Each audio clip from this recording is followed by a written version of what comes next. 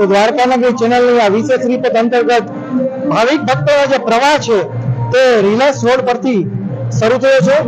ખાસ કરીને જે ભક્તો છે તે કીર્તિ સ્તંભથી લઈ અને ખાસ કરી અને સ્વર્ગ દ્વાર એટલે કે 56 સીડીના જે પગથિયા છે તે ચડી અને દ્વારકાધીશજીના દર્શન કરે તેવી વ્યવસ્થા પ્રશાસન દ્વારા ગોઠવવામાં આવી છે। સુંદર એવા બેરીગેટ દ્વારા ભક્તો છે તેમને ક્યાંય ભાગવડ ન પડે તેવી વ્યવસ્થા તંત્ર દ્વારા તે ગોઠવવામાં આવી છે। પોલીસના જવાનો છે તે ખડે પગે રહી અને નિરંતર પોતાની જે ફરજ છે તે બજાવતા તે પણ આપણે તે જોવા મળી રહ્યા છે। ખાસ કરીને ભાવિક ભક્તોનો જે પ્રવાહ છે તે વહેલી સવારથી જ દ્વારકાધીશ મંદિર ખાતે તે ઉમટ્યો છે। તેમના દ્રશ્યો છે તે હું આપને આ દ્વારકા નગરી ચેનલના માધ્યમથી તે બતાવી રહ્યો છું। ખાસ કરીને ગોમતી ઘાટ અને ગોમતી નદીનો કિનારો તે પણ આપને આ દ્વારકા નગરી ચેનલના માધ્યમથી તે દૃશ્યમાન તે થઈ રહ્યો છે। ખાસ કરીને ભક્તોનો આકર્ષણનું કેન્દ્ર સુદામા સેતુ જે હાલ બંધ છે તેમને પણ દ્રશ્યો તમને આ દ્વારકા નગરી ચેનલના માધ્યમથી તે જોવા તે મળી રહ્યા છે। આપ અમારી સાથે તે જોડાયેલા રહો। તો ભગવાન શ્રી દ્વારકાધીશજીનો 5252 જન્મોત્સવ તે દ્વારકા ખાતે તે આજે તે મનાવવામાં આવી રહ્યો છે। દ્વારકા નગરી ચેનલના માધ્યમથી અમે આપને વિશેષ જે કવરેજો છે તે અમે આપની સમક્ષ તે મુકતા આવ્યા છીએ। ખાસ કરીને જે ભક્તોની ભીડ છે તે અમે આપને બતાવી। ખાસ કરીને ભગવાન દ્વારકાધીશજીને આપણે વાત કરીએ તો સવારના આપણે 6 વાગે ઠાકોરજીના મંગલા આરતીના દર્શન તે પ્રાપ્ત કર્યા।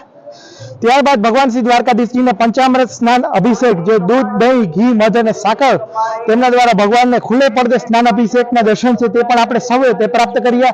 ખાસ કરીને વર્ષમાં માત્ર 2 વખત આ દર્શન જે ભાવિકોને થતા હોય છે તે પૈકીના આજના દર્શન તે આપણે સૌએ સાથે મળીને તે નિહાળ્યા।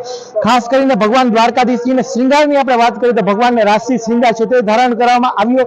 ભગવાનને કેસરી રંગના વસ્ત્રો છે તે ધારણ કરાવાયા। ખાસ કરીને રત્નો જડિત જે આભૂષણો છે માલાઓ છે તે પણ ભગવાનને અર્પણ કરવામાં આવી। કંઠહાર છે તેમની અંદર તે પણ અર્પણ કરવામાં આવ્યો। ખાસ કરીને હું આપને હજી પણ જણાવું તો ભગવાન દ્વારકાધીશજીને શંખ ચક્ર ગદા અને પદ્મ તેમનું પણ વિશેષ મહત્વ રહેલું છે તે પણ ઠાકોરજીને તે પણ ધારણ કરાવાયા। ઠાકોરજીને કુલે મુકુટ તે પણ ધારણ કરાવ્યો। ખાસ કરીને જન્માષ્ટમીના પાવન પર્વની વાત કરીએ તો કુલે મુકુટનું એ વિશેષ મહત્વ રહેલું છે કારણ કે ભગવાન દ્વારકાની અંદર તે રાજા સ્વરૂપે બિરાજિત છે અને કુલે મુકુટની અંદર પણ ભગવાનને સૂર્ય અને ચંદ્ર અંકિત હોય છે। તો કુલે મુકુટ તે જન્માષ્ટમીના દિવસે તે ધારણ કરવામાં આવતો હોય છે।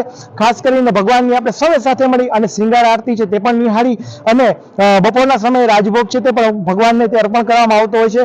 ભગવાન દ્વારકાધીશજીની આપણે વાત કરીએ તો આખા દિવસની અંદર ભગવાનને 11 ભોગ લાગતા હોય છે। તે પૈકી આપણે ભોગની વાત કરીએ તો સવારના સમયે તે મંગલ ભોગ છે તે રાધાજીના ભાવથી તે લાગતો હોય છે। ત્યારબાદ ઠાકોરજીને મુખ્ય ભોગોની વાત કરું તો ગ્વાલ ભોગ છે તે ગ્વાલ બાલોના ભાવથી તે લાગતો હોય છે। ગૌચરણના ભાવથી તે ગ્વાલ ભોગ લાગતો હોય છે। ત્યારબાદ રાજભોગની વાત કરું તો રાજભોગ છે તે ઠાકોરજીને બપોરે 12 વાગે પટરાણીઓના ભાવથી તે લગાડવામાં આવે છે। ત્યારબાદ આપણે સાંજની વાત કરીએ તો ઠાકોરજીને સંધ્યા ભોગ છે તે ગોપીઓના ભાવથી તે ભગવાનને તે લગાવવામાં આવતો હોય છે।